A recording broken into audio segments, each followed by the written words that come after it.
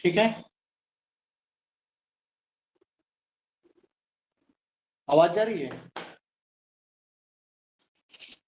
Yes sir.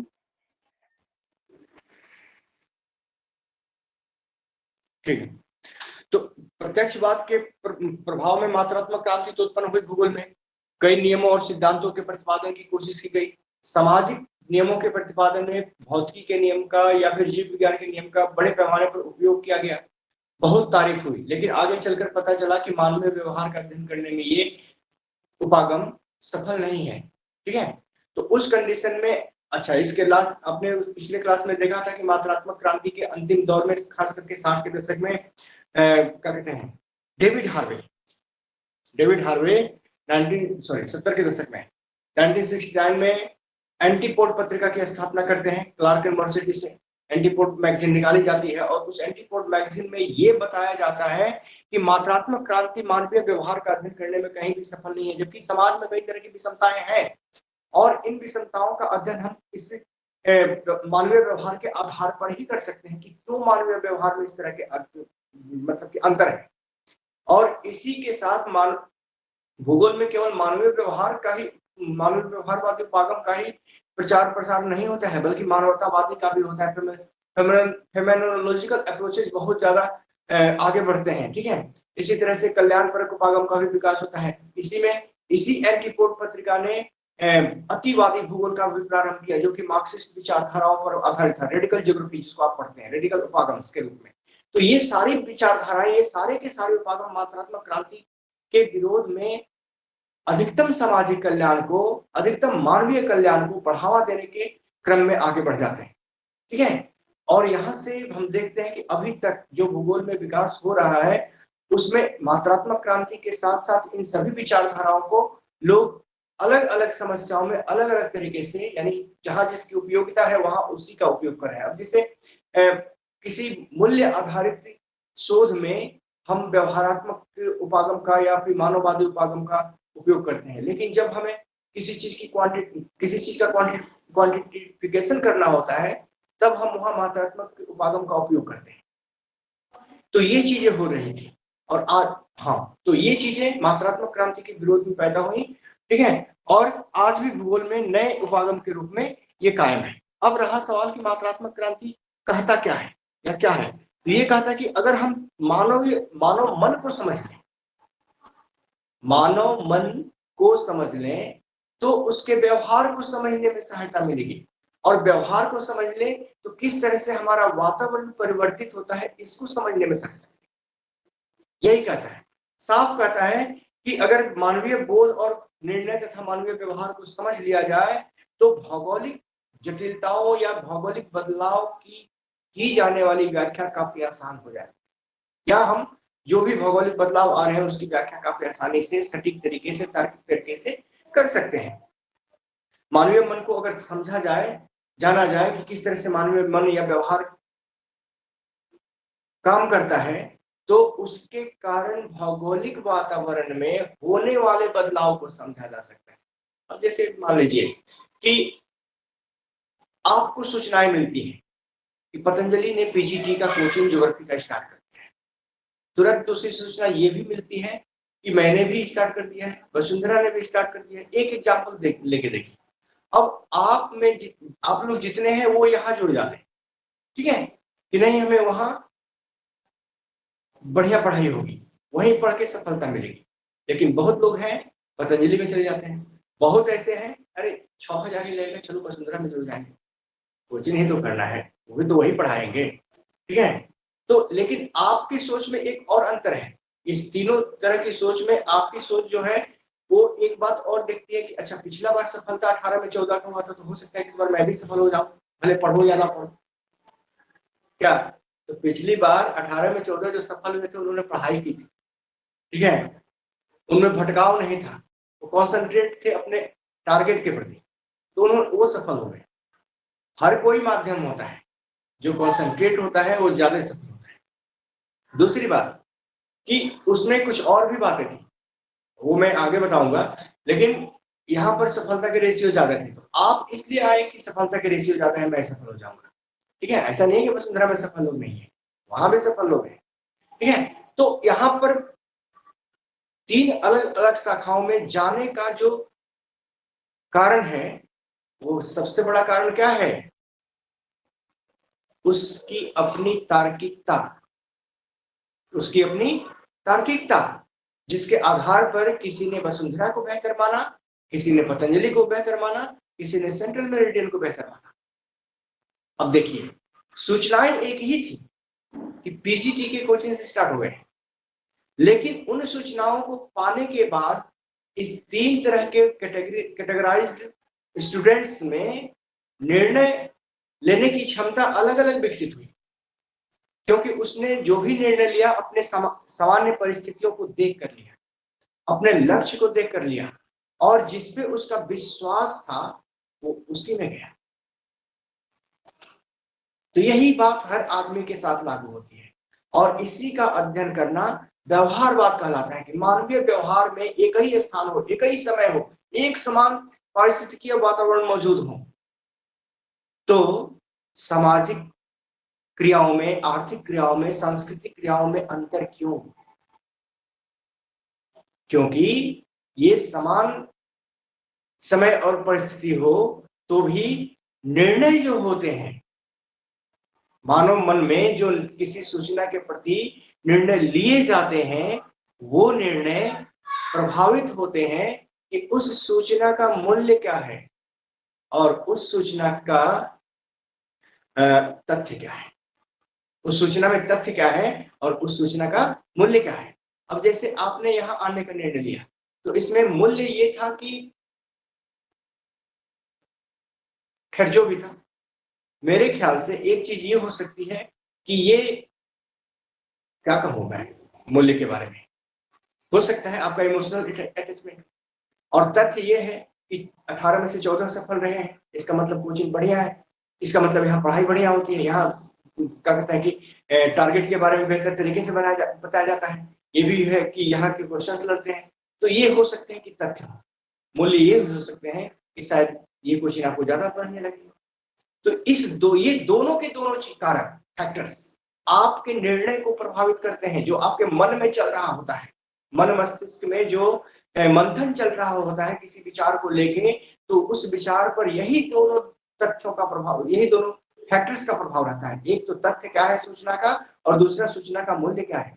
अब मान लीजिए कि आप आज क्लास आए हैं, कल सूचना मिलती है कि नहीं मेरे पिताजी की तबीयत खराब है, आप क्लास को छोड़ देंगे, पिताजी को वैल्यू देंगे, क्योंकि पिताजी एक समय के साथ है और एक निश्चित समय तक रहेंगे। क्लास तो मेरे जैसे लोग कभी भी आपको प्रोवाइड कर देंगे, तुरंत आपके निर्णय बदल जाएंगे और आप बदल जाएंगे। तो ये हुआ मूल्य। तो आदमी के मन मस्तिष्क में किसी भी सूचना एक ही समय में, एक ही स्थान पर, एक ही सूचना कई लोगों को मिलती है, लेकिन सभी लोगों के निर्णय अलग हो जाते हैं। क्यों? यही तो अध्ययन करना है। वो इसलिए कि उसके मूल्य और तथ्य अलग होते हैं। उसी मूल्य और तथ्य के आधार पर वो निर्णय लेता है, और आदमी जब निर्णय ले लेता है तो उस निर्णय को अपने व्यवहार में ढालता है, उसी निर्णय, लिए गए निर्णय के अनुसार कार्य करता है, और जैसे कार्य करता है उसका अपना वातावरण सबसे पहले चेंज होता है। अब मान लीजिए कि आपने वसुंधरा में एडमिशन ले लिया, आपने बढ़िया पढ़ाई की, पढ़ना आप ही को था, वसुंधरा को नहीं पढ़ना, और आप सफल हो जाते हैं, नाम होता है वसुंधरा का कि हाँ अच्छा वहां पढ़ता था, सफल हो गया। तो अब सारे लोगों का निर्णय में ये बात वहां चली जाएगी, चलो बढ़िया कोचिंग है, हम भी वहीं एडमिशन लेंगे अगली बार, वो वहां चले जाते हैं। बहुत लोग ये जानते हैं कि हमें पढ़ना क्या है, सिलेबस मेरा क्या है, एक सिलेबस को कितने मतलब कि तरीके से, कितने बढ़िया तरीके से पूरा कराया जाता है, मुझे कहाँ समझ में आता है, ठीक है। तो वो वहां जाएगा जहां उसे समझ में आता है। मैं बहुत अच्छा पढ़ा लूं, अगर आपको समझ में नहीं आया तो आप मेरे से संतुष्ट नहीं होइएगा और मुझे कभी रिकमेंड नहीं कीजिएगा, नहीं वहां तो समझे में ना आता है, क्या बोल देते हैं, ठीक है। तो ये भी बात हो सकती है। तो इस तरह की बहुत सारी बातें हैं जो प्रत्येक आदमी के मन मस्तिष्क में चल रहे विचार मंथन को प्रभावित करती हैं, और सबके विचार मंथन में ये मूल्य और तथ्य अलग होते हैं, और यही मूल्य और तथ्य उसके निर्णय को बदलते हैं। बदला हुआ निर्णय के अनुसार या लिए गए बदले हुए निर्णय के अनुसार उसका व्यवहार होता है। सबसे पहले उसका अपना वातावरण, व्यक्तिगत वातावरण में परिवर्तन आता है। जब वो सफल हो जाता है तो परिवार वाले बड़े खुश होते हैं। बगल वाला परिवार भी जानता है कि अच्छा फलाना का बेटा सफल हो गया है पीजीटी में, तो अपने भी बेटा कहता है तुम भी पढ़ो बढ़िया से, देखो तुम्हारा हो जाएगा। पता लगाओ कहाँ पढ़ा था, किस कॉलेज में पढ़ा था, तो पता चला कि कॉलेज में नहीं, कहीं कोचिंग किया था, तो तुम भी वहीं चले जाओ। अब देखो आकाश में बहुत सारे लड़के इंजीनियरिंग और मेडिकल्स के लिए आकाश में चले जाते हैं। बहुत सारे जो सफल हुए उनको देख कर वो जाते हैं।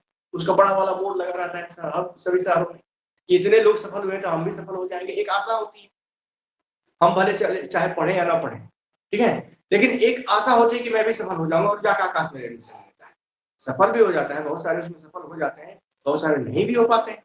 तो वास्तविक कारण तो आप भी जानते हैं, जिसने पढ़ा वो सफल हो गया, लेकिन वहां पर जाने का निर्णय किसका था? तो वो सूचनाएं जो उसके निर्णय को बदल दिया, ठीक है। तो इस तरह से सबसे पहले पारिवारिक वातावरण चेंज होता है। पारिवारिक वातावरण चेंज होने के बाद पूरा गांव या समाज का वातावरण चेंज होता है। वो देख के उस निर्णय, लिए गए निर्णय की सफलता को देख के वो फिर इसके पास वही काम करता है जो इसने किया था। और जब पूरा सामाजिक वातावरण चेंज हो जाता है, पूरा कार्य वातावरण चेंज होता है, हाँ, पहले कार्य वातावरण फिर सामाजिक वातावरण, तो पूरे देश का वातावरण चेंज हो जाता है। और उस देश में फिर उसी तरह के निर्णय या उसी तरह के व्यवहार सभी लोगों में देखे जाते हैं। इसका सबसे बेहतरीन उदाहरण हरित क्रांति है।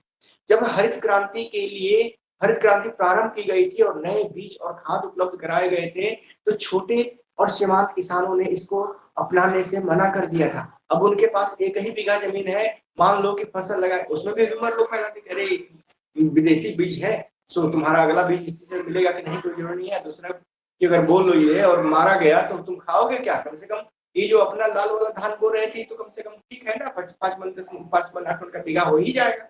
वो 25 मन का होगा कि नहीं होगा कौन देखा है? बस फिर क्या था, सारे छोटे किसानों ने उसको लेने से बोने से इनकार कर दिया।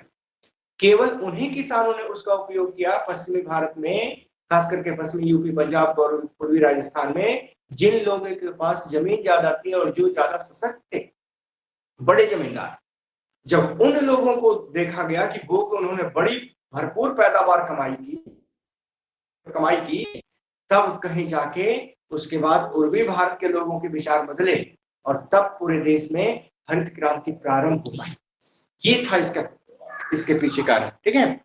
तो इस तरह से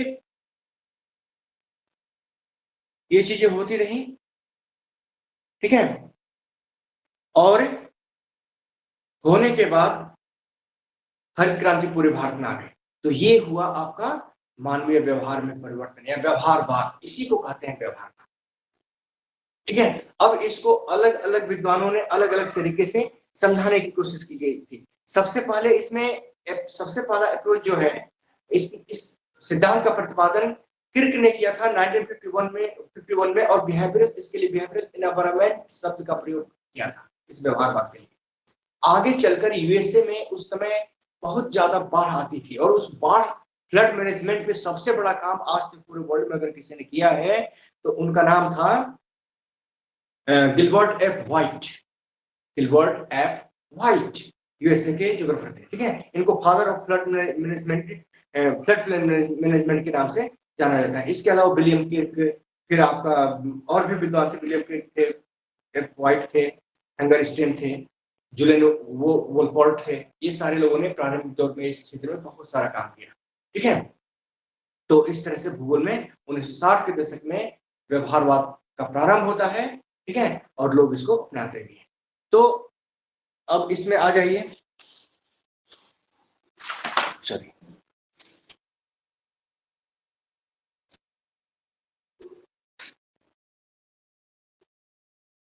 पहला था मानवीय मन को समझा जाए तो क्षेत्रीय प्रारूप में होने वाले बदलाव को समझा जा सकता है, ठीक है, मानवीय मन को अगर समझा जाए तो क्षेत्रीय प्रारूप में होने वाले बदलाव को या प्रक्रियाओं को समझा जा सकता है। सर एक लाइट को बंद कर दीजिए सर। क्या हुआ सर? एक लाइट को बंद कर दीजिए सर, चमक रहा है। एक्चुअली ये इन्वर्टर वाली लाइट है तो अच्छा ठीक है सर। चलो मैं बोल देता हूँ, इसको कर लो, फिर तो नीचे दिखाई देगा तुमको। ये केवल यहाँ चमक रहा है, यही ना? Yes sir. ठीक है, तो लिख लो इसमें, मानवीय मन को समझा जाए तो क्षेत्रीय प्रारूप में होने वाले बदलाव को समझा जा सकता है।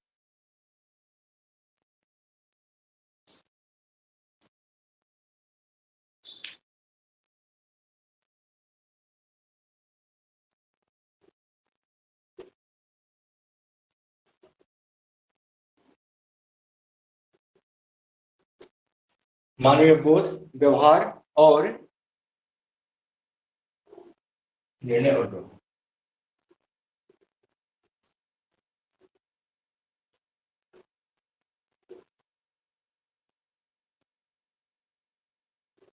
व्यवहार में होने वाले परिवर्तन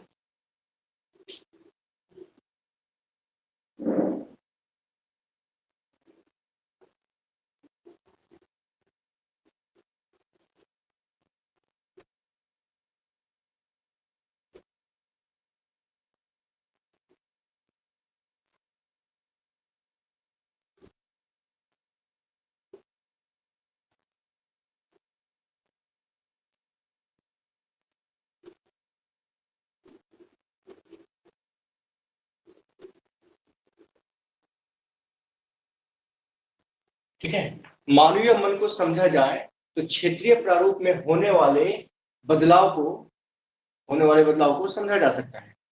अर्थात मानवीय बोध, निर्णय और व्यवहार के आधार पर भौगोलिक जटिलताओं का अध्ययन करना ही व्यवहारवाद है।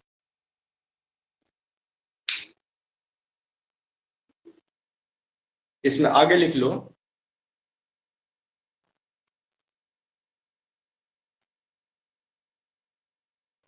कि व्यवहारवादी उपागम में मानवीय बोध और व्यवहार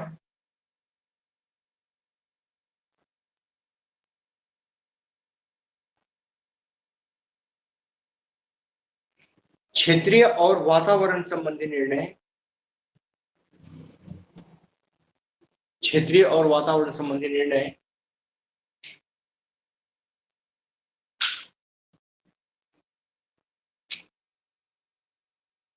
पर जोर दिया गया है।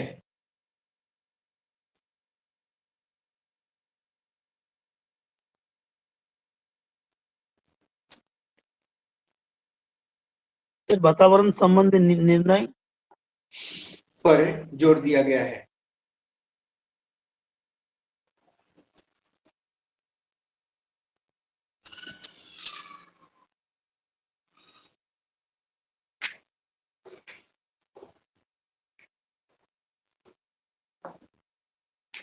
अब हम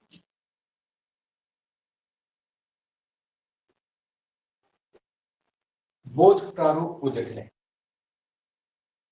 कैसे बोध बदलते हैं या मानव निर्णय कैसे बदलते हैं, कैसे लिए जाते हैं। तो सबसे पहले ये जो बोध है, ये बोध तुमको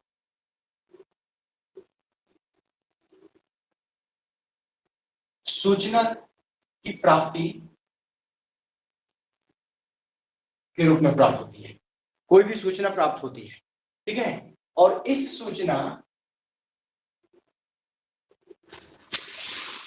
सूचना जब तुम्हारे मस्तिष्क में जाती है तो निर्णय की प्रक्रिया शुरू हो जाती है। लाइट में ठीक से दिखाई नहीं दे रहा है सर।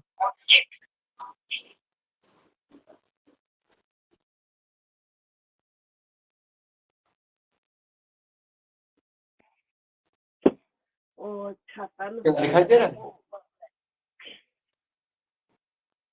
हाँ सर, ठीक दे रहा है सर, दे रहा है सर। बोध सूचना की प्राप्ति है, ठीक है। और ये सूचना की प्राप्ति जो है, इस सूचना के आधार पर ही हम निर्णय लेने का काम करते हैं। निर्णय की प्रक्रिया स्टार्ट हो जाती है। जैसे निर्णय लेने की प्रक्रिया शुरू हो जाती है, ठीक है।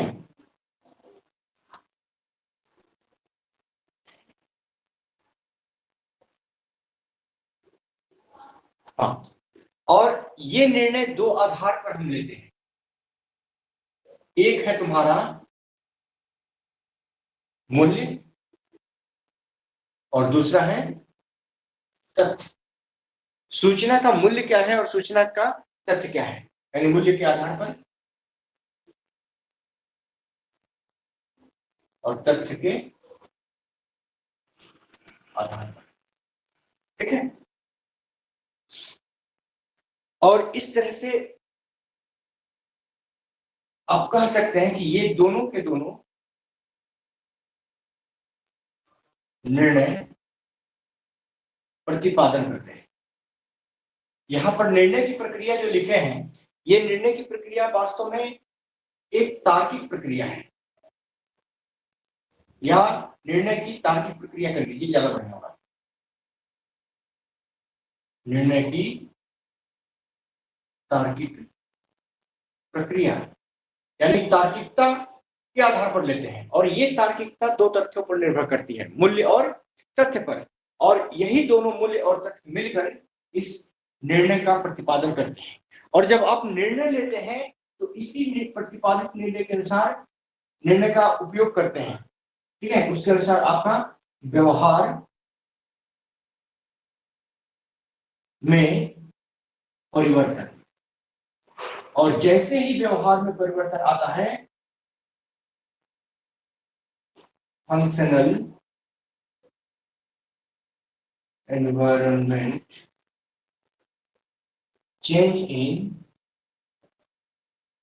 फंक्शनल एनवायरनमेंट, आपके कार्य वातावरण में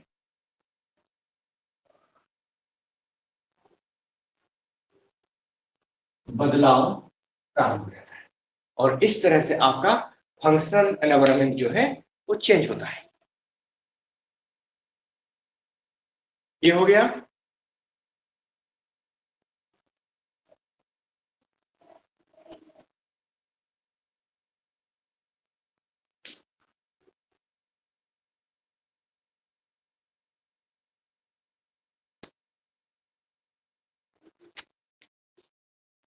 हो गया हो तो बताएं।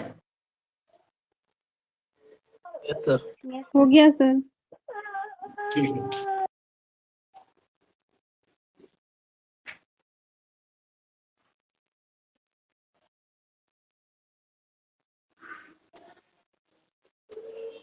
यमनेश और रजनी अभी तक जुड़ी नहीं है, जुड़ गई? अच्छा, जुड़ गई, चलो ठीक है।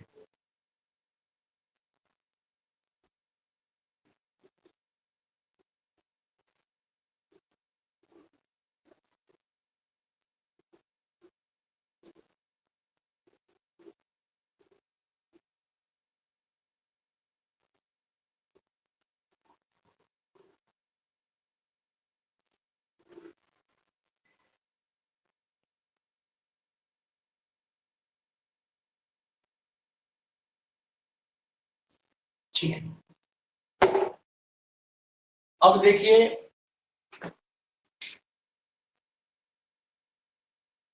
ओरिजिन, उत्पत्ति, मतलब बिहेवियरल अप्रोच की उत्पत्ति 1960 के दशक में होती है।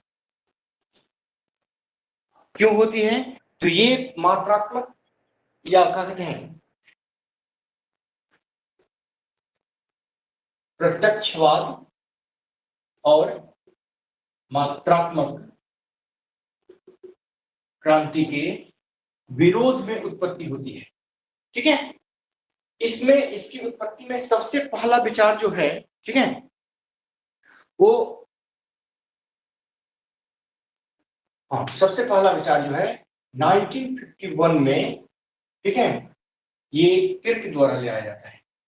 किर्क,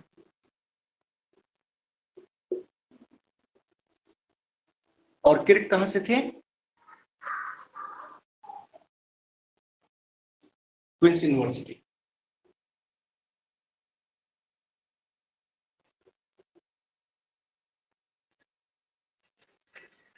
बेलफास्ट या न्यू आयरलैंड, क्या था जी? बेलफास्ट था।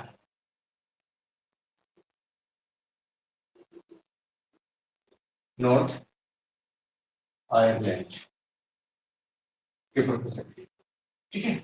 ये लाते हैं और ये किर्क ही सबसे पहले बिहेवियरल एनवायरनमेंट सर बेलजर्स्टर and Queen's University Belfast North Ireland, ठीक है। सबसे पहले बिहेवियरल एनवायरनमेंट शब्द का प्रयोग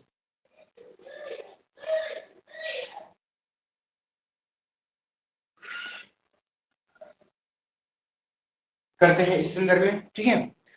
और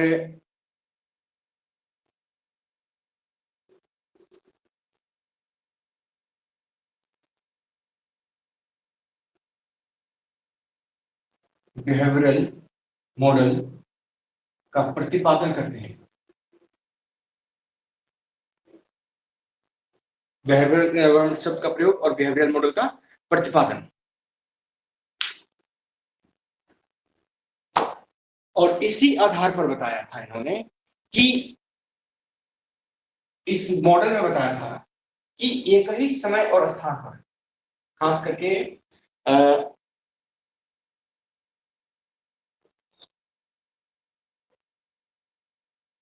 समान समय हो, स्थान हो, ठीक है,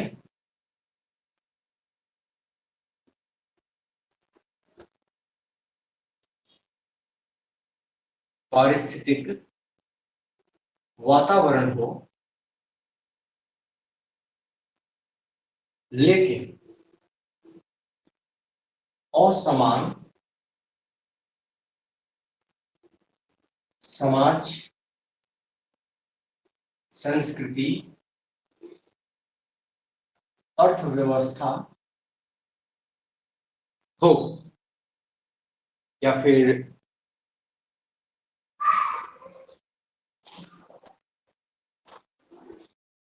प्रजातीय पृष्ठभूमि हो।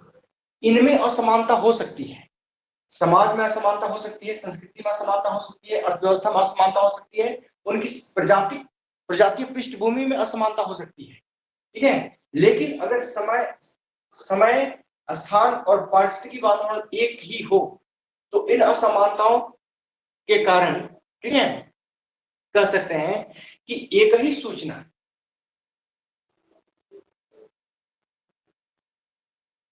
समान सूचना के प्रति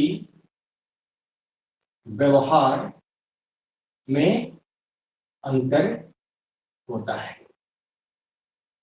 क्योंकि ये समाज, ये संस्कृति, ये विचार, अर्थव्यवस्था, मानसिक क्षमता, ठीक है, तार्किक क्षमता, ये सारी की सारी चीजें इसी सूचना के प्रति अलग अलग निर्णय लेने के लिए उस आदमी को प्रेरित करती है। और यही कारण है कि इस सूचना लिए गए निर्णय में, इन सूचनाओं के प्रति लिए गए निर्णय में अंतर होता है।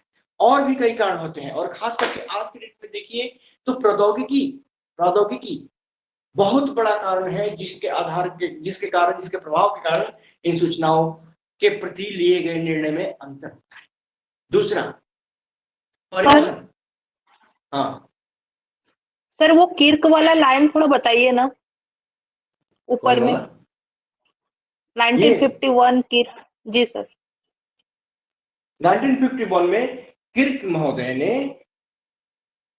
बिहेवियरल एनवायरमेंटल शब्द का प्रयोग किया था। किर्क महोदय Queens University Belfast North Ireland के थे, ठीक है। और उन्होंने सबसे पहले बिहेवियरल इस संदर्भ में बिहेवियरल एनवायरमेंट यानी व्यवहारिक वातावरण का शब्द का प्रयोग किया था, और इसी के आधार पर इन्होंने बिहेवियरल मॉडल का प्रतिपादन किया था। और ये मॉडल यही था कि अगर एक समान समय हो, एक ही स्थान हो और एक ही समान प्राकृतिक वातावरण हो, तो वहां पर अलग अलग समाज की, संस्कृति के, अर्थव्यवस्था के और प्रजाति के पृष्ठभूमि के लोगों द्वारा लिए गए निर्णय के प्रति उन लिए गए निर्णय और उनके व्यवहार में अंतर होता है। यही कहा था उन्होंने इस मॉडल में।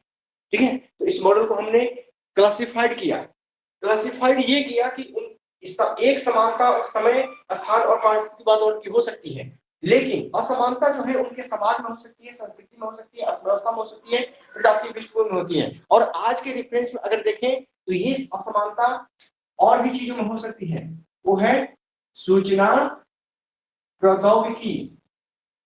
ठीक है, अब इसी के साथ विकास। अब जैसे विकसित देश और अविकसित देश, विकसित देशों में नए विचारों को, तार्किक विचारों को प्राथमिकता दी जाती है, लेकिन अविकसित देशों में अरे नया विचार गलत आदमी है, नया विचार जहां तुम दिए तुम गलत आदमी हो जाओ, क्योंकि वो विचार वहां के परंपरावादी लोगों को सूट ही नहीं करेगा।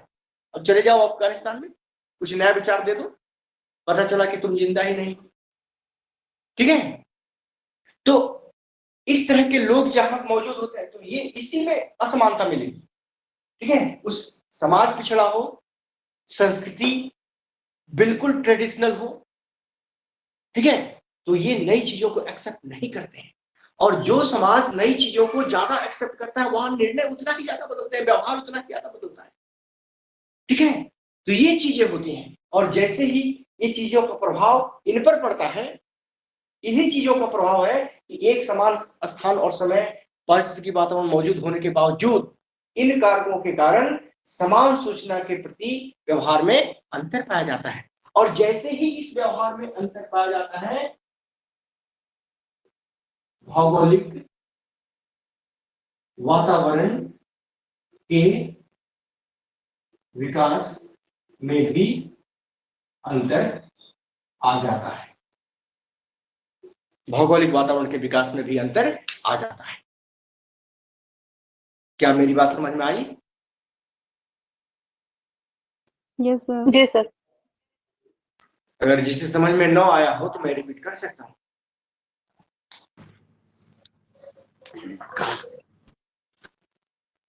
इसमें खान करके कोई स्टूडेंट नहीं आया है ना?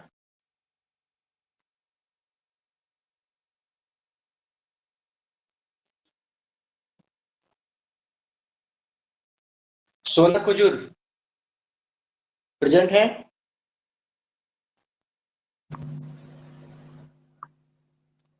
Yes sir, no?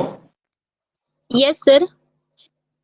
ठीक है, आप अपना व्हाट्सएप नंबर सेंड कर दीजिएगा ताकि कोई भी आपको सेंट्रल मेरिडियन के ग्रुप से जोड़ दूं मैं, ताकि कोई मैसेज होती है तो मैं उसमें छोड़ देता हूँ, सबको मिल जाते हैं। ठीक है, क्लास करनी है आगे तो कर दीजिएगा, अगर नहीं करनी है तो कोई बात नहीं। Okay sir. ठीक है, तो इसको लिख लिया? Yes sir. Yes sir.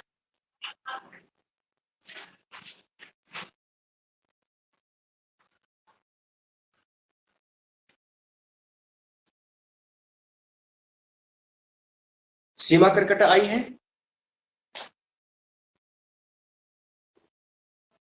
सीमा करकटा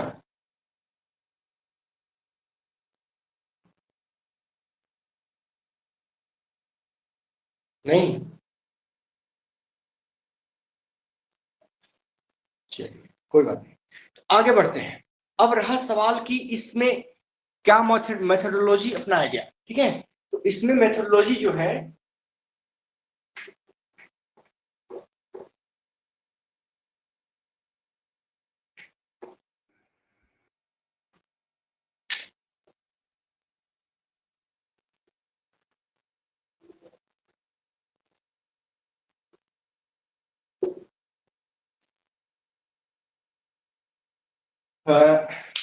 गेम थ्योरी था, सिस्टम अप्रोच था। ठीक है,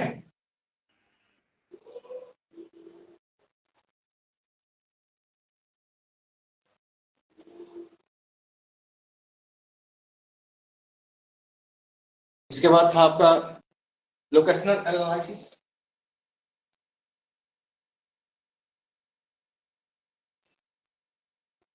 और स्थिति की विश्लेषण इसको कहते हैं आप। ठीक है, तो ये इस तरह के मेथोडोलॉजी में अपनाई गई थी। सिस्टम अप्रोच का विकास आपको पता है कि चोर्ले और हैगेट ने ही किया था, ठीक है। तो यहाँ भी एक बार आते हैं, लेकिन बहुत कम लोग इसके बारे में जानते हैं, क्योंकि उनका मानना था कि चोर्ले और हैगेट जो है वो केवल मात्रात्मक क्रांति में योगदान दिया है, लेकिन ऐसा नहीं है। ये चूंकि अप्रोच, ये उपागम इसका उपयोग करता है, सिस्टम अप्रोच का उपयोग करता है तंत्र उपागम का, ठीक है।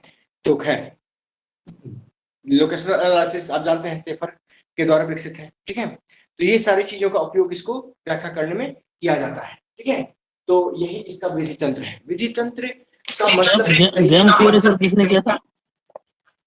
सॉरी, गेम थ्योरी ने क्या लिखा है सर? गेम थ्योरी वो सर किसने किया था? ये नाम मुझे याद नहीं है, ठीक है, तो मैं बता दूंगा आपको आगे। तो इसके बाद चलते हैं, इसमें योगदान की अगर बात करें, ठीक है, तो सबसे बड़ा और सबसे ज्यादा योगदान जीएफ का देते हैं, व्हाइट, गिलबर्ट एफ व्हाइट ने दिया था।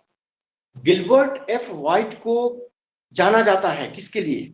तो father of flood plain management.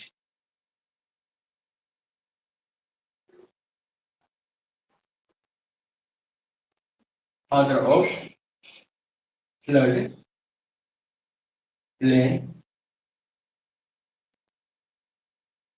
Management, ठीक है, के नाम से जाना जाता है। फ्लड मैनेजमेंट पर अमेरिका में सबसे ज्यादा, अमेरिका क्या पूरे वर्ल्ड में कहीं सबसे ज्यादा काम करने वाले यही थे, गिलबर्ट एफ व्हाइट। और इन्होंने साफ बताया था कि इन प्राकृतिक पर्यावरणीय आपदा जो है बाढ़ की, उस बाढ़ जैसी पर्यावरणीय आपदा के दौरान भी इन्होंने ये पाया और देखा कि लोगों के अपने जो बचाव के तरीके थे, जो निर्णय थे और जो व्यवहार थे, वो अलग अलग थे। अब जैसे मैं डूब रहा हूं, मैं क्या निर्णय ले सकता हूं?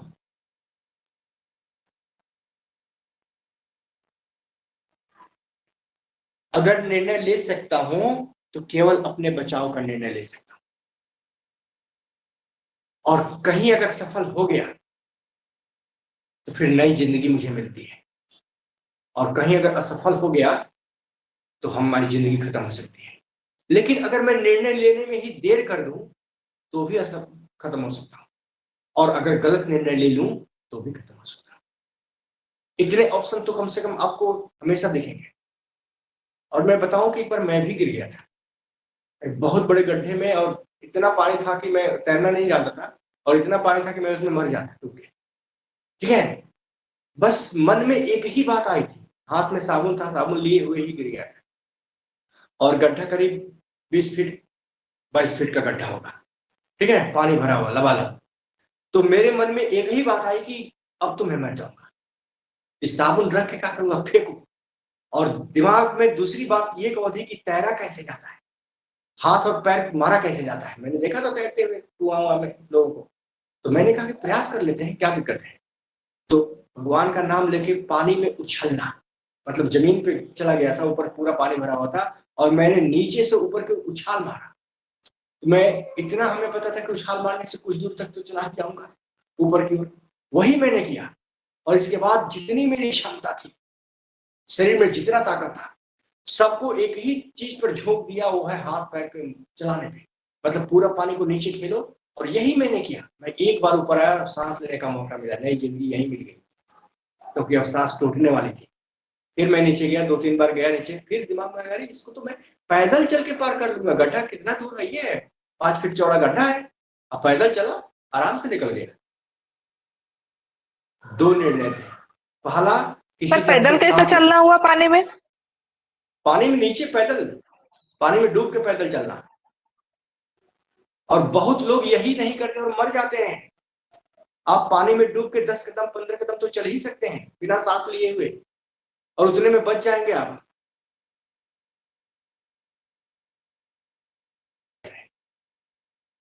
उसमें प्रॉब्लम होता है और मैं बहुत बच गया। ऑक्सीजन में। ये होता है निर्णय। आपने समय के साथ अगर एक सही निर्णय ले लिया तो आपकी जिंदगी बच जाती है, आपको सफलता मिल जाती है। ये बहुत बड़ी बात होती है कि आपने निर्णय क्या लिया। खैर, सोचिएगा इस बात पे, आगे बढ़ते हैं। तो गिलबर्ट कि आदमी बाढ़ के दौरान अपने बचाव के लिए जो निर्णय लेते हैं वो अलग अलग होते हैं। तो उनको क्या पता था कि निर्णय मूल्य और तथ्य के आधार पर लिए जाते हैं, निर्णय मौजूद संसाधन के आधार पर लिए जाते हैं और बहुत कम संसाधन ना हो और निर्णय और सफल भी होते देखा होगा। जैसे मैं डूब रहा था, बस मैं खुद अपने आप में संसाधन था, मेरा निर्णय सही निकल गया, मैं बच गया, और मैंने प्रयास किया, मैं बच गया। तो बाढ़ इसी तरह से कई आपदाएं हैं। अब जैसे नेपाल में अभी जो शुरुआती दौर में क्या 2098 नहीं है 1998 या कुछ 2000 की बात है, जो भूकंप आया था, आपको याद है कि सबसे ज्यादा गरीब लोग मारे गए थे। पता चला क्यों? इसलिए कि उनके घर गरीबी के कारण कमजोर घर बनाया, 5 इंची का दीवार, जरा सा झटका लगा पूरा घर गिर गया, सारे के सारे लोग दब के मर गए। लेकिन जितने मोटी दीवारों वाले घर थे उसमें क्रैक भी नहीं आया। तो बहुत बार तो गरीबी आपदाओं में सबसे ज्यादा क्षति पहुंचाती है गरीबों। तो सरकार का ध्यान उस समय सबसे ज्यादा गरीबों पर ही जाता है, या जाना भी चाहिए, ठीक है। क्योंकि ये निर्णय अगर सरकार ने गलत ले लिया कि हम गरीबों को छोड़ के किसी और कम्युनिटी के जो सशक्त हैं, सक्षम हैं, आपदाओं से लड़ने में सक्षम है, उन पर ध्यान दें, ये बहुत गलत निर्णय हो जाएगा। यही कारण है कि सरकार हमेशा गरीबों के साथ खड़े हो या अपने प्रयास उनके लिए करती है जहां पर, अच्छा, उनके पास ये चीज का लोकेशन मैप होता है कि कहां पर सबसे ज्यादा प्रभावित होने की संभावना है, ठीक है। तो ये सारी बातें हैं, तो ये निर्णय अलग होते हैं। इसके बाद इसी तरह से गिलबर्ट व्हाइट के इनने ये बताया कि निर्णय लेने की प्रक्रिया में अंतर पाया जाता है। तो प्रक्रिया में अंतर क्यों पाया जाता है? तो ये इसका सबसे बड़ा कारण है कि सबकी समझदारी अलग है। दूसरा, बचाव के संसाधन अलग अलग है। कोई नाव में निकल जाता है, कोई टायर पे निकल जाता है लेकिन बच ले जाता है, कोई लकड़ी का लट्ठा बना के निकल जाता है, लट्ठों को जोड़कर निकल जाता है, ठीक है। छप्पर बह रही है, छप्पर पे बैठ के निकल जाता है, या नहीं निकल पाता है तो जाके छप्पर के ऊपर बैठ जाता है कि बहेगा तो छप्पर बहेगा ना, हम तो बच ही जाएंगे, ठीक है। गजब का दिमाग लगाता है, ठीक है। इसी तरह से hugger stand, future of innovation, दूसरे इसके हैं hanger stand, diffusion of innovation, सूचनाओं के प्रसार या फिर आविष्कारों के प्रसार का सिद्धांत इसी ने दिया था, ठीक है। और मतलब नवाचार का प्रसार या फैलाव का सिद्धांत दिया था, और बताया था कि इसमें सूचना तंत्र और मानवीय बोध, इसको दो चीजें प्रभावित करती हैं, तंत्र और मानवीय बोध। मानवीय बोध का मतलब मानवीय समझ से। आपने किसी सूचना को पाया, आपके लाभ की सूचना थी, तुरंत उसको अपने निर्णय में लाया कि हमको भी ये चीज चाहिए या ऐसा ही मुझे भी करना है, आप तुरंत उस पर एक्टिव भी हो गए, तो आपका अपना वातावरण बदल गया सफल होने के साथ। जैसे सूचना मिली कि पीजीटी का एग्जाम आ गया, फॉर्म भर दो और कहीं बेहतर ट्यूशन कोचिंग पकड़ लो, रोज तैयारी करो, रोज आप करते भी हैं, तो पाया ये गया कि आप सफल हो गए। बस फिर क्या, हवा बगल वाले को लग गई, वो भी ऐसा ही अगली बार करेगा। तो ये मूल्यबोध था। बहुत बार यही मूल्य, ये दूसरा है सूचना तंत्र। इसकी सूचना आपको मिली थी, अगर सूचना ना मिलती तो क्या आप पीजीटी का फॉर्म भर पाते? नहीं भर पाते। दूसरा नंबर कि क्या पढ़ना है और क्या नहीं पढ़ना है, इस ये भी सूचना ही, ये अगर ना मिले तो भी आपको ये चीज नहीं उपलब्ध हो पाती, तो शायद आप सफल भी नहीं हो पाते। दिल्ली से किसी चीज के बारे में, होने वाली घटना के बारे में या होने वाले आविष्कार के बारे में कोई व्यक्ति आता है, उसके इंटरेस्ट का होता है। मान लो नया बीज आया है, आके गांव में बताया, खुद उसका प्रयोग,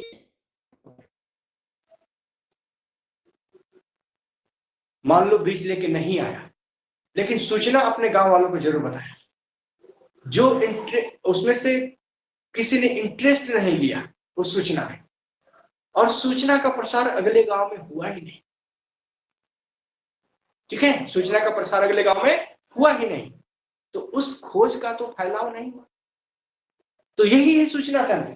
सूचना तंत्र अगर सूचनाओं को फैलाता है तो उस अभिज्ञान की, उस आविष्कार की, उस खोज की हर जगह चर्चा होती है, वो फैलाव होता है, लोग उसके अनुसार अपने कार्य करने के तरीके में बदलाव लाते हैं, अपने भौगोलिक वातावरण में बदलाव लाते हैं।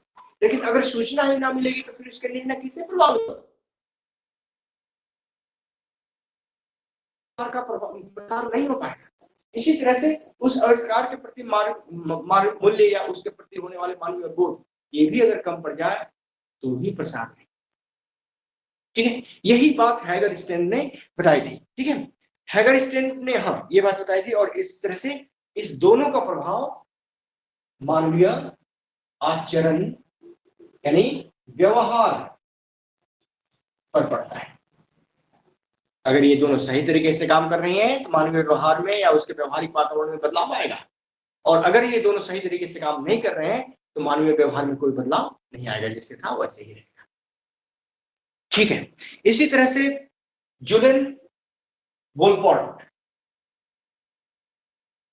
जुलेन वोलपोर्ट, ठीक है, इनकी एक किताब थी, मतलब लेख था, process of decision in the special difference. Process of decision in special reference, ठीक है, एक पेपर था। और इस पेपर में उन्होंने बताया कि था कि स्वीडन में जो कृषि भूमि का उपयोग किया जा रहा है उस पर उन्होंने शोध कार्य किया स्वीडन में इन्होंने, और कहा कि ये जो भूमि उपयोग किया जा रहा है स्वीडन में, इस भूमि उपयोग में process of decision in special difference, खास संदर्भ में, स्थानिक संदर्भ में निर्णय की प्रक्रिया। ठीक है, उन्होंने स्वीडन में इस प्रयोग या शोध के दौरान देखा कि बहुत सारे लोग ऐसे हैं। हाँ, आवाज आ रही है? सर क्या प्रक्रिया बोले?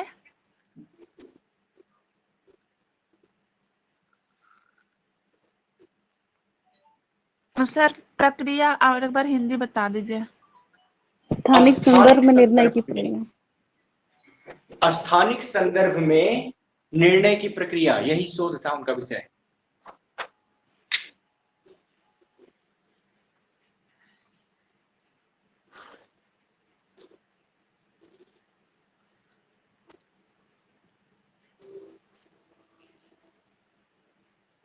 ठीक है, स्थानिक संदर्भ में निर्णय की प्रक्रिया शोध का विषय था। इस शोध में उन्होंने स्वीडन में ये पाया कि कुछ किसान ऐसे हैं जो वास्तविक जो मूल्य, उनके उत्पादन का जो वास्तविक मूल्य है, उस मूल्य के अपेक्षा वो कम मूल्य की फसलों का उत्पादन करते हैं। जैसे मान लो, जैसे ये चीज इंडिया में भी देखा गया कि पंजाब के लोग गेहूं का उत्पादन करते हैं, और उनसे कहो कि तंबाकू का उत्पादन करें, तंबाकू गेहूं से ज्यादा कीमत पर बिकेगा, ज्यादा लाभ देगा, दोगुना तिगुना ज्यादा लाभ देगा, तो वो पंजाब का आदमी बोलेगा कि नहीं नहीं नहीं, हमको तंबाकू का उत्पादन नहीं करना है, लाभ ज्यादा हो तो क्या, हम गेहूं का उत्पादन करके संतुष्ट हैं कि हमने इतने लोगों को अन्न दिया, उसको ये आत्मिक संतुष्टि मिलती है। तो जब कोई चीज आत्मिक संतुष्टि देती हो तो भले वो कम फायदे की क्यों ना हो, लोग उसी को एक्सेप्ट करें। अधिक मूल्य देने के बाद भी अगर चीजें आत्मिक संतुष्टि ना देती है तो उसको वो लोग फॉलो नहीं करेंगे। यही बात स्वीडन के किसानों में भी पाई गई, और ये प्रयोग, ये शोध सबसे पहला जुलेन वोलपोर्ट ने ही किया था, और बताया कि स्वीडन में जो किसान हैं वो सबसे ज्यादा उसी फसल का उत्पादन करते हैं जो उनको उनको आर्थिक संतुष्टि नहीं बल्कि आत्मिक संतुष्टि दे। यही कारण है कि वास्तविक उत्पादन से भी कम मूल्य वाली फसलों का उत्पादन ये करते हैं, जबकि अधिकतम मूल्य की फसलों का उत्पादन आर्थिक संतुष्टि के लिए नहीं करते हैं, क्योंकि कम मूल्य वाली फसल इनको आत्मिक संतुष्टि देती। ये बात जुलेन वोलपोर्ट ने कही थी। ठीक है, खैर, तो ये भी हो गया। अब इसी संदर्भ में models in geography, behavioural approach, ठीक है, पर आते हैं। इसको मिटा दूं, लिख लिया है? Yes sir. तो इसमें लास्ट लाइन में थोड़ा सा मेंशन कर लीजिएगा, लिखाने की जरूरत ना पड़ेगा। Yes sir. लास्ट लाइन क्या है? योगदान में गिलबर्ट, एग्नेस्टन और जूलियन ओलपोर्ट, 3 मैंने बताए हैं। तो सबसे पहले आप गिलबर्ट से लिखिए, पहला नंबर दीजिए। ये यहाँ कोडिंग कर दीजिए 1 2 3, सीधा नीचे लिखिए पहला नंबर। G.F. वाइट, ये गिलबर्ट शिकागो विश्वविद्यालय से, शिकागो विश्वविद्यालय, ठीक है।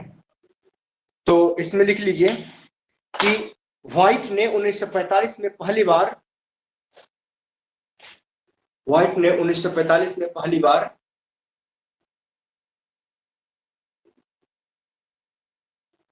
व्यवहारात्मक पद्धति का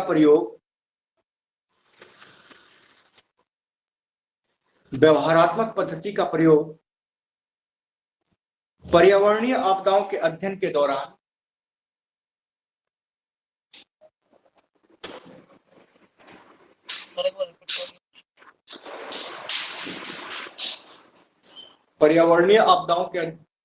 के दौरान लिखा है, किया और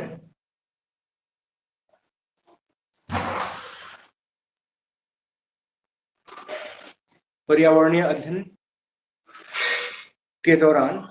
आपदाओं के अध्ययन के दौरान किया और बताया कि मानवीय निर्णय लेने की प्रक्रिया पर सिद्धांत बनाए। पर्यावरणीय अध्ययन के दौरान किया और मानवीय निर्णय लेने की प्रक्रिया पर सिद्धांत बनाए।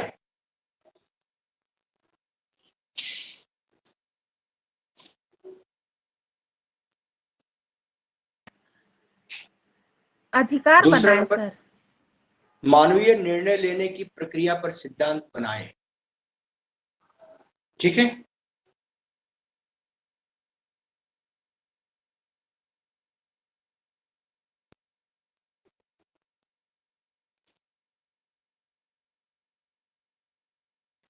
दूसरा नंबर, हैगरस्टेन ने अपने सूचना प्रसरण सिद्धांत के अंतर्गत बताया कि हैगरस्टेन ने अपने सूचना प्रसरण सिद्धांत के अंतर्गत बताया कि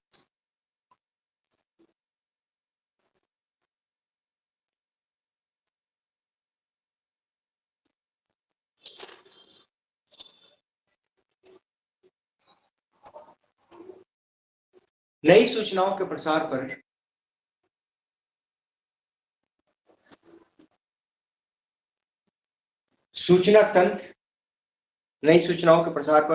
सूचना तंत्र मानवीय बोध और उसके आचरण का सर्वाधिक प्रभाव पड़ता है।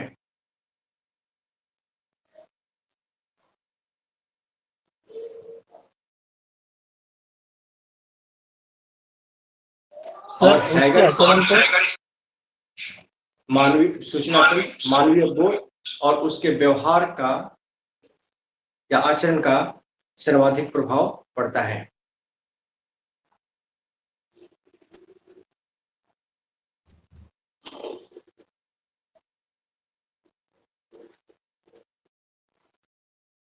लिख लिया? Yes sir. जूलियन ओलपोर्ट, तीसरा नंबर, जूलियन ओलपोर्ट, इन्होंने स्वीडन के कृषि भूमि उपयोग पर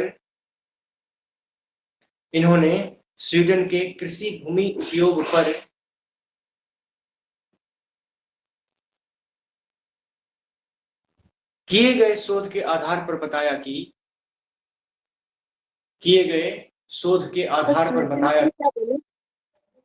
स्वीडन के कृषि भूमि उपयोग पर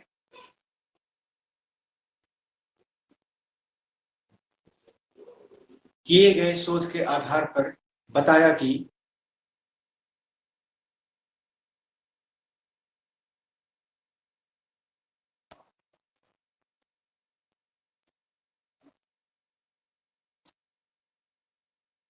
भूमि वास्तविक उत्पादन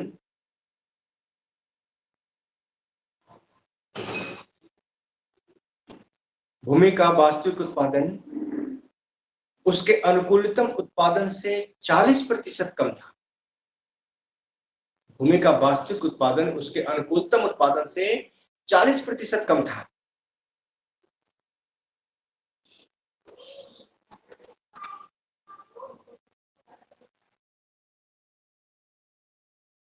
जो वहां के किसानों को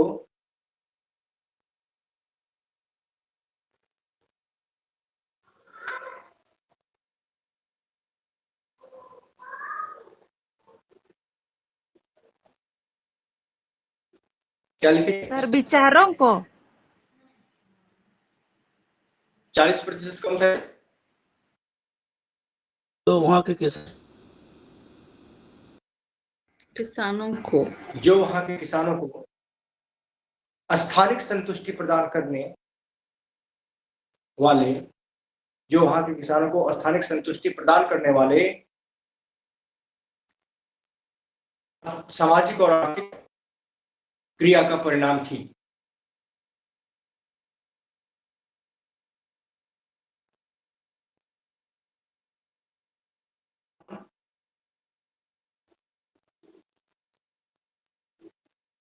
सर सामाजिक एवं आर्थिक क्रिया का परिणाम थी, क्योंकि किसान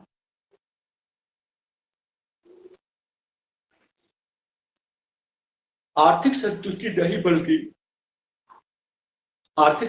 नहीं बल्कि स्थानिक संतुष्टि पाना चाहते थे।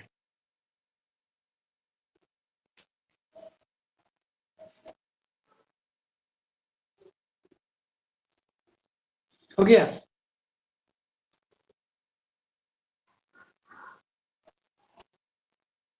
नीचे पैराग्राफ चेंज करके लिख लेंगे कि व्यवहारवादी उपन्यास में आर्थिक संतुष्टि नहीं बल्कि स्थानिक संतुष्टि प्राप्त करना चाहते थे।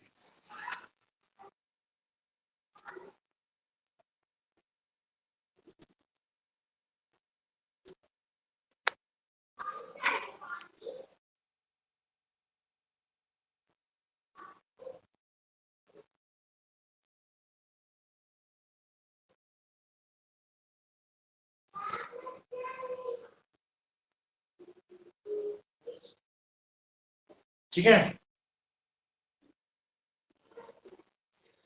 इसके अलावा पैरा चेंज करके लिखोगे, इनके अलावा व्यवहारवादी उपागम के विकास में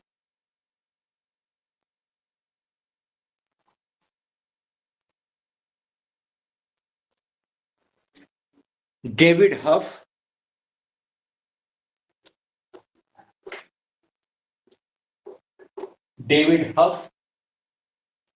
ब्रुकफील्ड,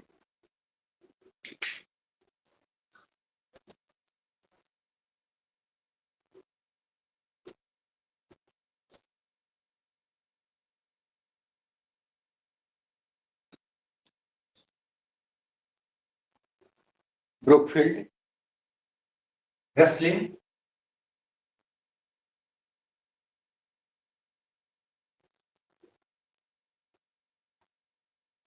ब्राउन, बर्टन, किट्स जैसे विद्वानों का भी योगदान रहा। ये नेम है, लिख लीजिए।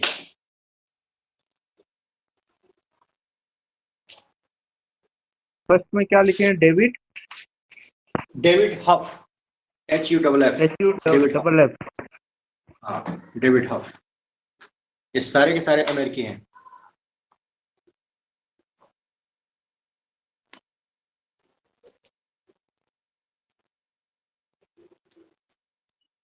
इन नामों का आगे सेंटेंस बताइए सर। नामों का आगे, ये इन लोगों ने योगदान दिया इस अप्रोच के विकास में। डेविड हफ हो, ब्रुकफील्ड हो, रसलिन हो, डॉल हो, बर्टन हो, किट्स हो। नो सर, उसके आगे क्या बोले वो बोली मैं। अच्छा, उसके लंबी कहानी है, इतना ही जानूंगा। जैसे विद्वानों का भी योगदान था। जैसे 3 को बताया ना मैंने कि आपका ये वोल्फर्ट हुआ, फिर आपका व्हाइट हुआ, हैगरस्टेल हुए, वैसे ही इन लोगों ने भी इसके विकास में अलग अलग काम किए थे। ठीक है, देख लिया, मिटा रहा हूं, तुम लोग रिस्पॉन्स नहीं दे रहे, आ जाओ। Yes sir. Models in behaviour approach.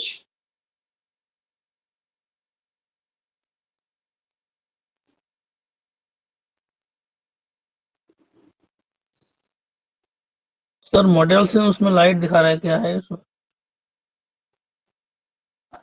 तुमको सुनाई पड़ा ना, लिखो ना मॉडल से लाइट दिखा रहा है तो दिखा रहा है, मैं बोल भी तो रहा हूं।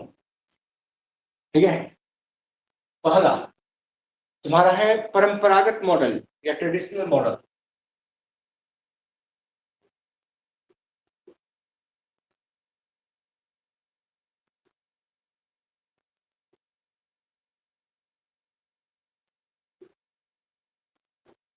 ये किसने दिया था?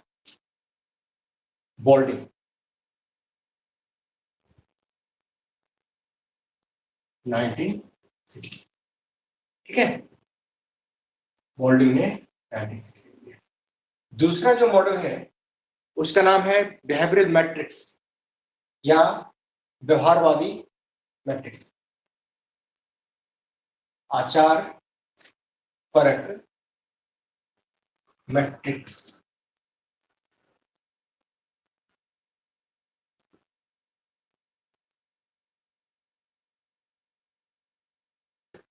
ये दिया था एलन पेट,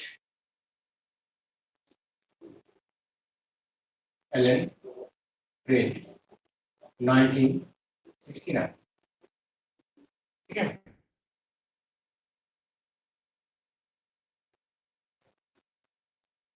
तीसरा जो मॉडल है वो है पर्यावरण उपयोगी परंपरागत मॉडल में क्या लिखे हैं? परंपरागत मॉडल में कौन से विद्वान का नाम लिखे सर? बॉल्डिंग, BOULDING, बॉल्डिंग। ठीक है,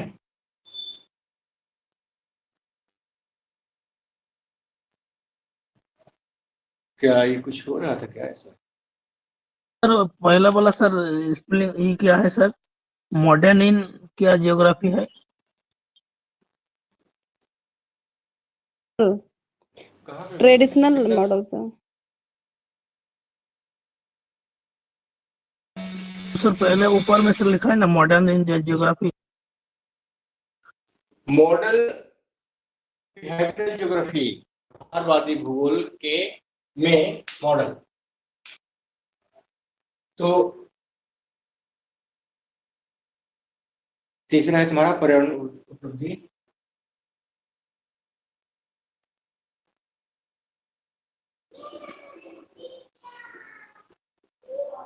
आचरण मॉडल। वीडियो नहीं दिख रहा सर?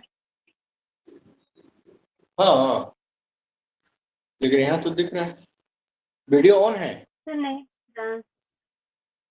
क्या? सभी जगहों में वीडियो ऑन है कि दिखाई दे रहा है जी?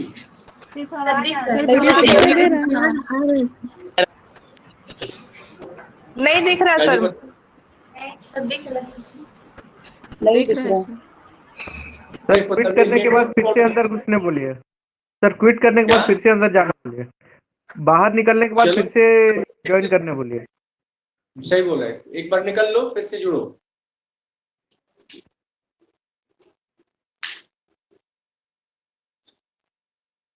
जिसका जिसका नहीं दिख रहा है या प्रॉब्लम हो रही है, एक बार बाहर निकल लो फिर ऐड हो जाएगा।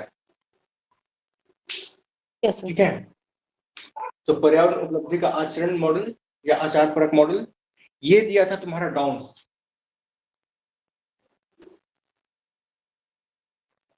डाउन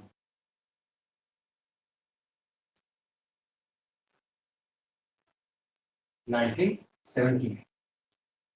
इसी तरह से तुम्हारा कॉन्सेंट्रिक मॉडल या नेस्टेड सेट ऑफ एनवायरनमेंट,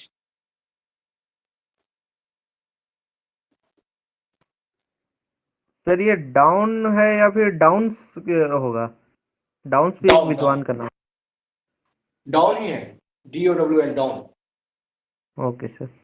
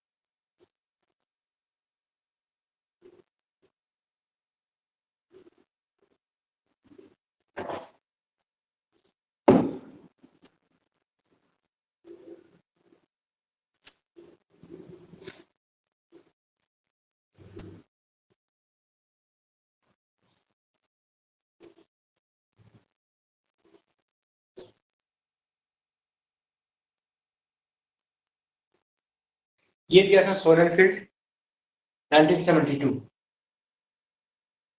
और ये सबसे ज्यादा चर्चित मॉडल रहा है, सोरेनफील्ड का कॉन्सेंट्रिक मॉडल या नेस्टेड सेट ऑफ एनवायरनमेंट। ये सबसे ज्यादा फेमस है और एग्जाम में भी कई बार पूछा जाता है। ठीक है, तो ये मैंने आपको मॉडल इसलिए है लिख सर दिया लास्ट कि वाला? और क्या ये मैंने मॉडल है इसलिए लास्ट लिख वाला दिया। Code number? क्या बीच में बोल रही है? ये मैच द कॉलम में भी आपको पूछ सकता है, अकल अलग अलग भी पूछ सकता है। ये सारे मॉडल्स हैं। मॉडल्स मतलब कि जैसे मैं फ्लो चार्ट पे आपको समझाता हूं, अभी जैसे मैंने क्लास के स्टार्टिंग में बताया था, वैसे ही इन लोगों ने एक फ्लो चार्ट देके बताया कि सारी प्रक्रियाएं कैसे होती हैं। ठीक है, और इस तरह से ये चीजें बेहतर समझ में भी आती है। और में चेंज आया, क्यों आया? ठीक है, ये सारी बातों को इन लोगों ने अपने मॉडल के जरिए रखा। इसको पहले लिखिए तो फिर मैं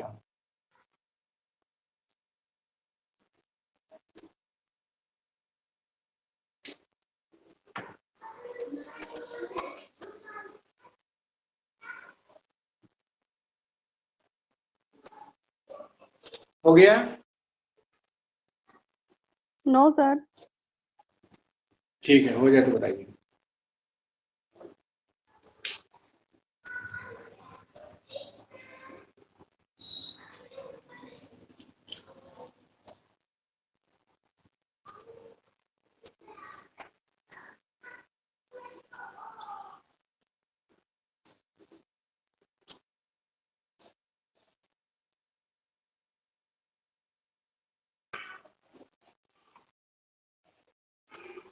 हो गया सर। ठीक है,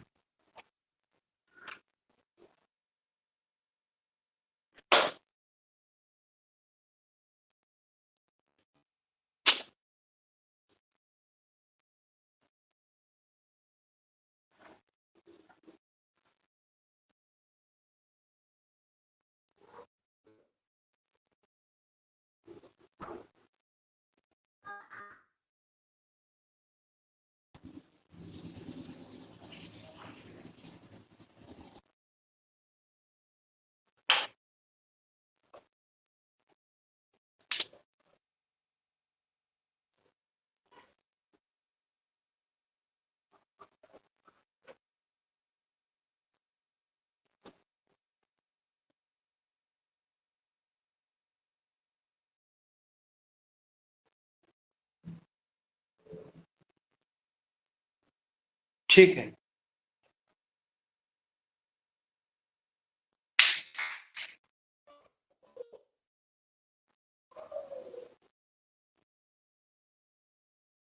अब आते हैं पहला वाला मॉडल, परंपरागत मॉडल पे। ठीक है, परंपरागत मॉडल्स बोल्डिंग में,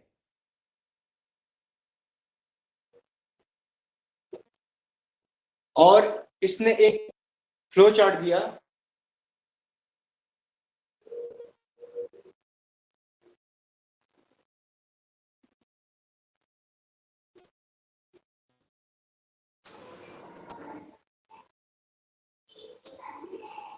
पर्यावरण, प्रतिबिंब और आचरण, ठीक है। और बताया कि जैसे ही पर्यावरण, ये तीनों के तीनों आपस में इंटर रिलेटेड है।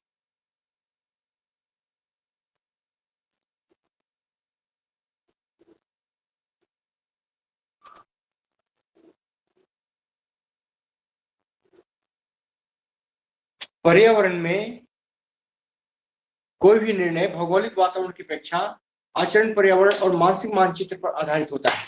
यही मानव पर्यावरण संबंध है। ये मॉडल मानव पर्यावरण संबंध की व्याख्या करता है, ठीक है। और कहता है कि अधिकांश निर्णय जो होते हैं भौगोलिक वातावरण की अपेक्षा आचरण, पर्यावरण और मानसिक मानचित्र पर आधारित होते हैं। यानी कि जो भी आपको वातावरण से मिलता है, उस तथ्य का, उस संसाधन का एक खास प्रतिबिंब आपके दिमाग में बनता है उपयोग करने का, कि कैसे इसका उपयोग कर सकते हैं, और या फिर नहीं उपयोग करने की क्षमता है तो कैसे ला सकते हैं, कौन सी तकनीकी अपना सकते हैं। और जैसे ही आपके पास उसका उपयोग करने की क्षमता हो जाती है, तकनीकी का विकास होता है, आपका व्यवहार बदल जाता है, तुरंत लगता है उसके उत्पादन करने में। जैसे ही व्यवहार बदलता है, फिर यही बदला हुआ व्यवहार पर्यावरण को बदल देता है। यही कहा था। मानव पर्यावरण संबंध की ये संकल्पना परंपरागत मॉडल में इसी तरह से इन्होंने बॉल्डिंग ने दी थी कि पर्यावरण से ही हमें तथ्यों और मूल्यों, मतलब कि किसी भी संसाधन के प्रति जो हमारे मानसिक मानचित्र है उसमें बदलाव आते हैं। पर्यावरण के तत्वों के आधार पर, पर्यावरण से प्राप्त संसाधनों के आधार पर ही हम उस पर सोचना प्रारंभ करते हैं। जैसे ही सोचना प्रारंभ करते हैं उसको उपयोग करने के लिए, तो हम उसके उपयोग की तकनीकी का विकास करते हैं अपनी तार्किकता के आधार पर, अपनी सांस्कृतिक ज्ञान के आधार पर, अपने आनुवंशिक ज्ञान के आधार पर, सामाजिक ज्ञान के आधार पर उसको चेंज करने की कोशिश करते हैं। और जैसे ही उस प्राकृतिक संसाधन को चेंज करते हैं और उसका बड़े पैमाने पर उत्पादन करना आरंभ करते हैं, वैसे ही हमारा पूरा का पूरा पर्यावरण बदलने लगता है। अब मान लो कि इस कोल्हान रेंज में लोहा अयस्क पाए जाते हैं। जब तक पता नहीं था तब तक वो जंगल से ढका हुआ था। जैसे ही पता चल गया कि यहाँ लौह अयस्क है और तकनीकी विकसित हो गई उसको संसाधित करने की, ठीक वैसे ही सारे के सारे पहाड़ खोदे जाने लगे और पूरा का पूरा वातावरण चेंज हो गया। टाटा नगर स्थापित हो गया। किसको स्थापित हो गया? मतलब उस कारखाने को चलाने के लिए पूरा टाटा नगर बस गया और सारे के सारे चारों के क्षेत्र जो है खनन के क्षेत्र में धीरे धीरे बदलते चले। यही बदलाव आता है। इसी तरह से आचार परक दूसरा मॉडल, इसको बना लिया? Yes sir. Yes sir. Yes sir. दूसरा मॉडल जो है, दूसरा नंबर का, ये जो आपका आचार परक मैट्रिक्स है, इसमें एलन प्रेट ये कहते हैं कि किसी भी आचार परक वातावरण का आधार सूचनाएं होती हैं, ठीक है। किसी भी वातावरण के व्यवहार में वातावरण में उपस्थित लोगों के व्यवहार में अगर कोई परिवर्तन आता है तो उस परिवर्तन का सबसे बड़ा कारण सूचनाएं है। लेकिन सूचनाओं की एक खास विशेषता है कि अनंत है, सीमा विहीन है। और आपकी एक विशेषता है कि आप केवल उसी सूचना को प्राप्त करते हैं जिसकी आपको आवश्यकता हो। देखिए मोबाइल, हजारों सूचनाएं आई रही होंगी, ये चीज हुआ है, ये चीज हुआ है, ये चीज हुआ है। जब आप खोलेंगे तो उसमें से केवल उसी को क्लिक करते हैं जो आपके काम का। अब कजाकिस्तान में क्या हो रहा है कोई मतलब नहीं। अब किसी ने मॉडल बनके ये प्रदर्शन किया, उससे कोई मतलब नहीं है। आप देखते हैं कि हमारा किसी खास विषय पे एडिटोरियल आया है तो तुरंत उसको खोल लिया, आखिर में एडिटोरियल में क्या दिया है तुरंत पढ़े, देखे, सेव भी कर लिया, ठीक है, कॉपी करके। ये सूचना आपकी दी थी इसलिए आपने ऐसा किया। लेकिन अब जिसका इंटरेस्ट में हो कि फलाने ने बहुत अच्छा पिक्चर बनाया है तो वो पिक्चर वाला सूचना खोजेगा। जो आतंकवादियों से संबंधित हो, आतंकवादी में कहाँ कौन घटना हुई है पूरी विश्व, कहीं पर क्या कहते हैं कि सेमिनार और कॉन्फ्रेंस हो रहे हैं तो वो उसकी सूचना खोजेगा, ठीक है। तो यहाँ व्यक्ति विशेष पर निर्भर करता है कि उसको चाहिए क्या। और मोबाइल आज के डेट में सूचनाओं का भंडार है, ऐसा भंडार जो कभी खत्म ही नहीं होगा। 8-8 घंटे बीत जाएंगे लेकिन उसकी सूचनाएं खत्म नहीं होगी। उससे नहीं मतलब मजा आता है तो लोग फिर फेसबुक पे सूचनाएं देखते हैं, इसने क्या प्रोग्रेस किया, बहुत सारी चीजें हैं। उससे भी अगर मन उब गया तो ट्विटर पे जाते हैं, उससे भी मन उब गया इंस्टाग्राम पे चले जाते हैं। तो हम क्या खोजते हैं? सूचनाएं। और यही सूचनाएं हमारे व्यवहार में परिवर्तन लाती हैं। देखिए कैसे, ठीक है। तो सूचनाएं जो है अनंत होती हैं। उसमें एक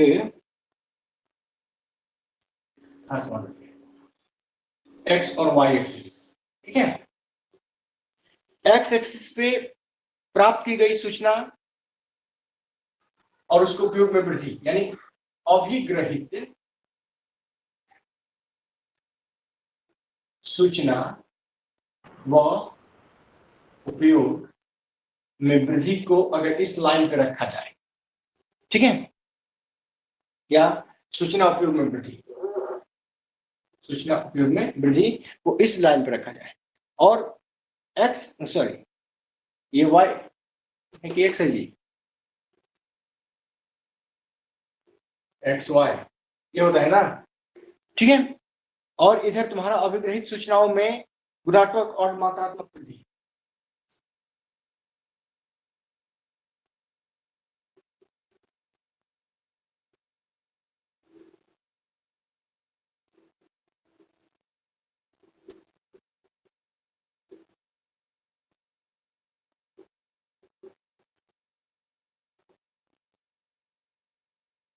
ये लाइन इसको दिखाती है, ठीक है। तो इस कंडीशन में अब आप देख लीजिए B11, B12, B13 dot dot dot BN ठीक है, या B1 से स्टार्ट हुआ तो B1 ही होगा, B1 यानी कुछ भी संख्या यहाँ हो सकती है। इस तरह से ये सूचना असीमित है, यानी सूचना उपयोग में वृद्धि, लेकिन किस आधार पर? इसी तरह से B21, B31, B41, B22,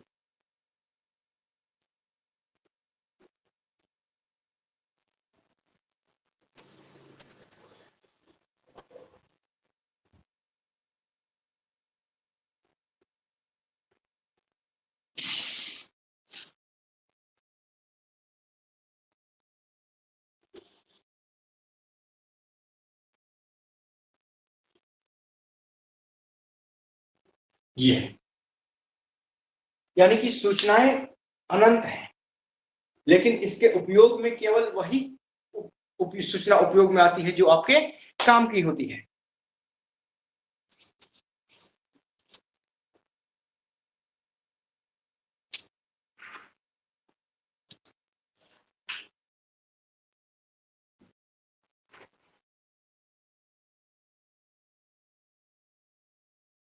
लिख लिया?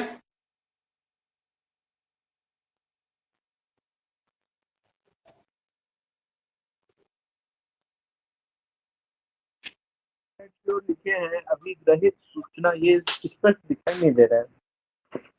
क्या ये बोल दीजिए, लेफ्ट साइड जो एक्स के ऊपर में लिखे हैं, ये एक्स के लेफ्ट साइड में अभिग्रहित नहीं सर, नीचे नीचे, हाँ लेफ्ट साइड, यस। अभिग्रहित सूचनाओं में गुणात्मक और मात्रात्मक वृद्धि, ये लिखा हुआ है। अभिग्रहित सूचनाओं में गुणात्मक और मात्रात्मक वृद्धि, यानी ग्रहण की गई सूचनाओं में मात्रात्मक और गुणात्मक वृद्धि, ये बढ़ते क्रम में दिखा रहा है, गुण और मात्रा दोनों को।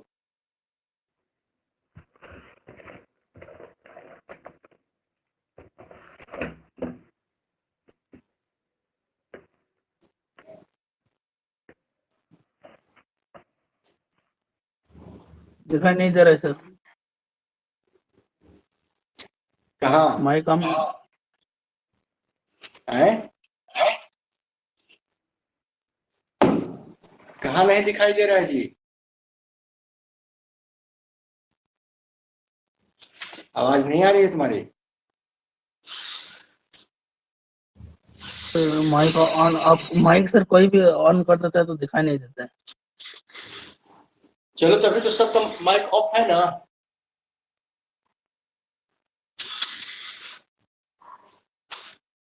सब माइक ऑफ ही रखते हैं।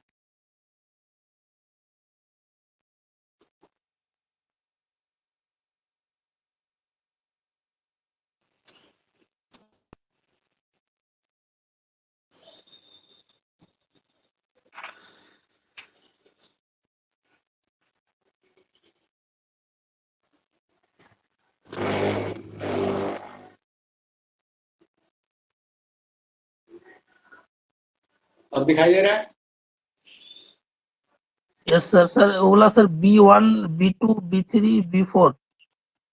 हाँ, B11 B12 B13 B1N B12 B21 B22 B23 B2N B31 B32 B33 B3N B41 B42 B43 B4N।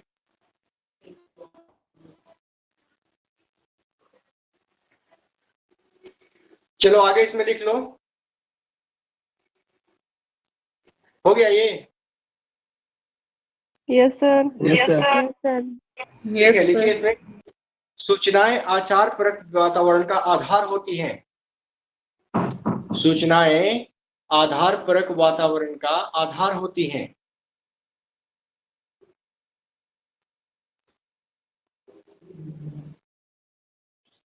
Sir और एक बार बोलिएगा तो। सूचनाएं आचार परक वातावरण का आधार होती हैं। ना तो सूचनाओं की कोई सीमा होती है और ना ही इससे समझने की। ना तो सूचनाओं की कोई सीमा होती है और ना ही इसे समझने की।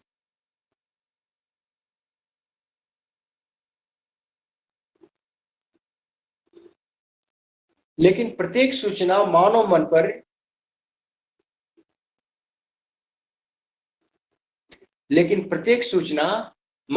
पर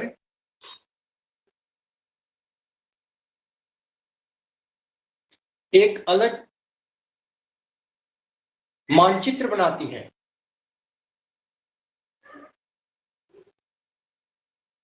और उसी मन मानचित्र के अनुसार एक अलग मानचित्र बनाती है और उसी मन मानचित्र के अनुसार मानवीय व्यवहार भी निर्धारित होता है। और उसी मन मानचित्र के अनुसार मानवीय व्यवहार भी निर्धारित होता है।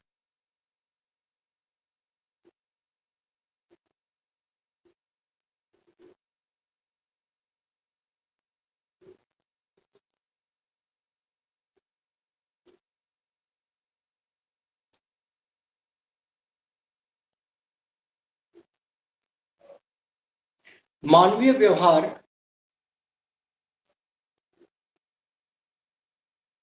वातावरण में बदलाव लाता है।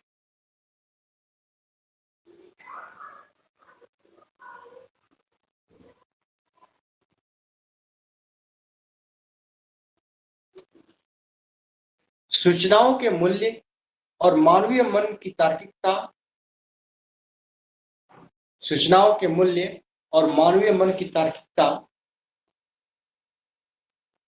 मानवीय व्यवहार को निर्धारित करते हैं।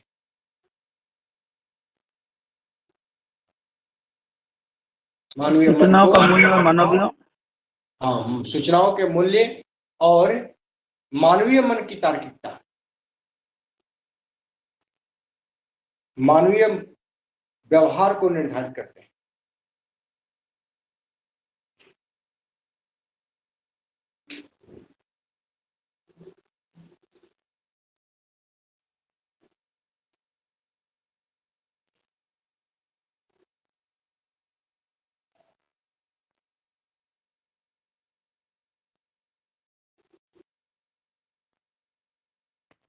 हो गया मानवीय व्यवहार की मानवीय व्यवहार को निर्धारित करते हैं। हो गया?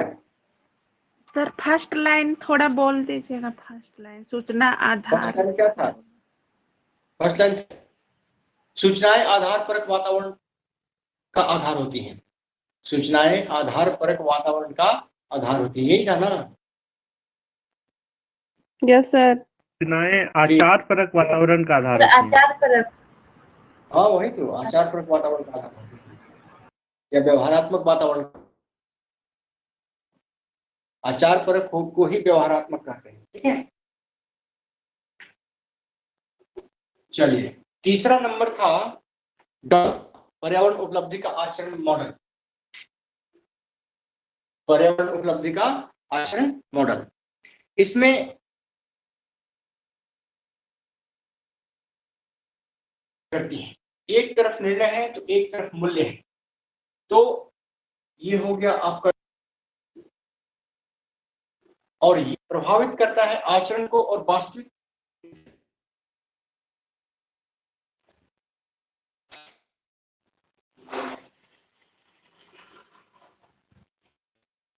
वास्तविक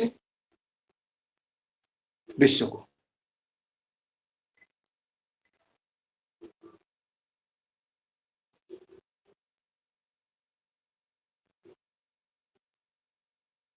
निर्णय से आचरण बदला, आचरण बदलता है तो वास्तविक विश्व या वास्तविक वातावरण में बदलाव आता है।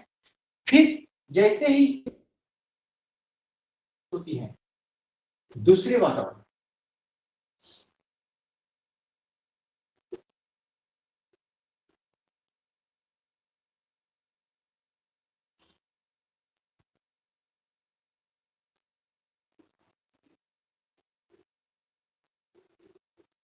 ठीक है।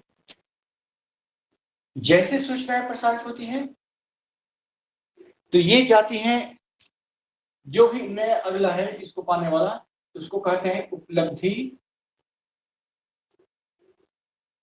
अभिग्राहक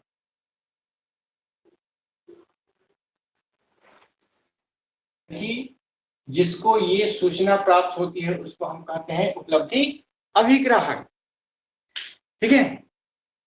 और उसके दिमाग में जब ये सूचना जाती है ये सूचना होती है फिल्टर, यानी वो उसको वेरीफाई करता है ये सही है गलत है क्या है। इसको हम उपलब्धि फिल्टर भी कर सकते हैं।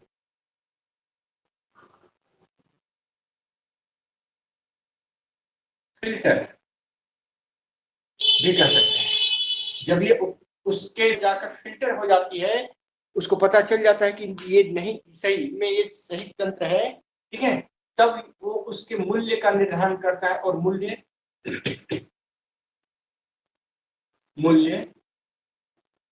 तंत्र का विकास होता है, ठीक है।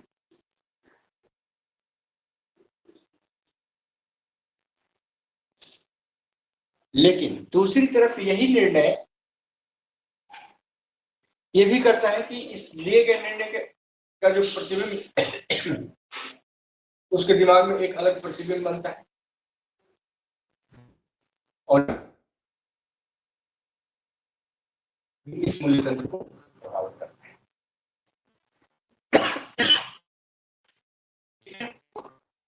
एक अकाउंट था,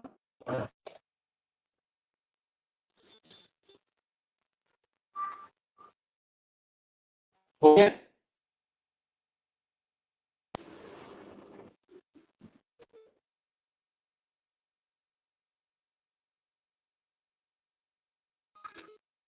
मूल्य तंत्र के नीचे क्या है सर, नीचे वाला लाइन सर? प्रतिबिंब, प्रतिबिंब है ये।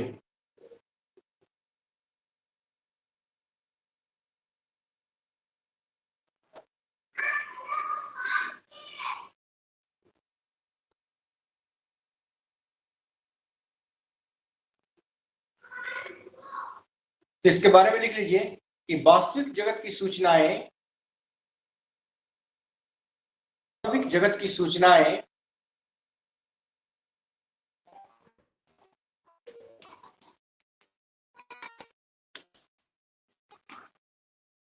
व्यक्ति के व्यक्तित्व,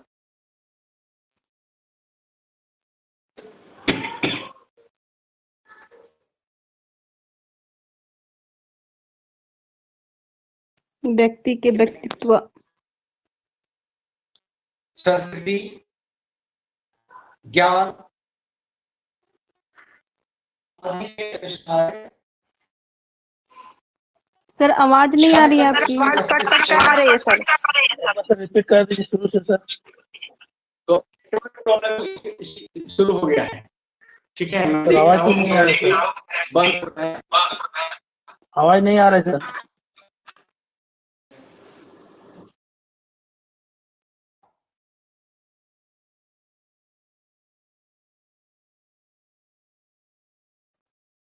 आवाज सर कट गया सर। अभी जा रही है आवाज? Yes sir. Yes sir. आवाज आ रही सर है?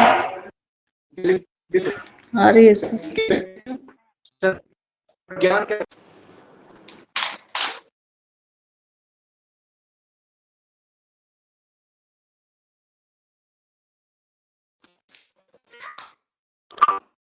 व्यक्तित्व प्रकृति और ज्ञान का विषय है।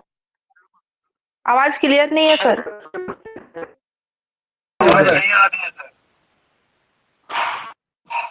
क्लियर नहीं आ रहा है सर। नहीं आ रही है सर।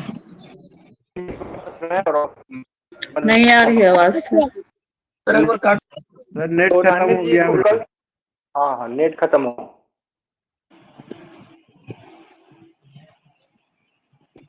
ठीक है।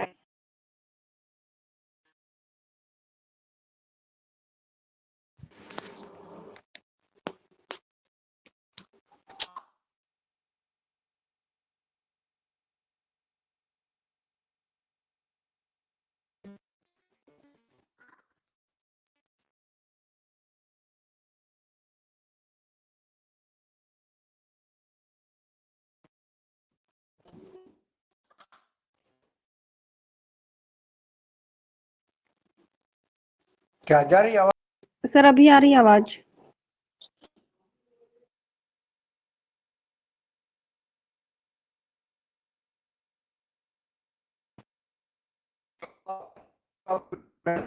फिर से नहीं आ रहा है सर आवाज आपका।